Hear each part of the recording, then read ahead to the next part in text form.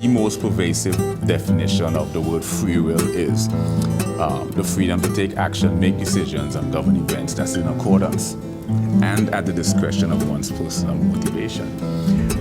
Matter, non-matter, physical, non-physical, and things that move and things that don't move. Yeah, spiritual and temporal. Explore areas like existentialism, epistemology, ontology, metaphysics, phenomenology. We're going to explore ideas like solipsism, intersubjectivity. Yeah.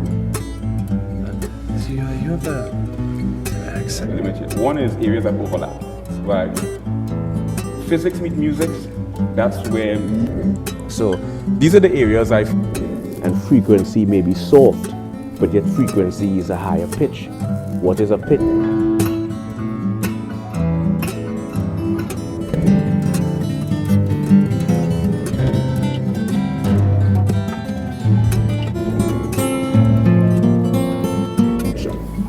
In music, you have also Sound, what is amplitude, frequency, velocity, why do we hear octave? But that's just from a physics perspective. Like precognition, premonition, clairvoyance, retrocognition, lucid dream, extrasensory perception.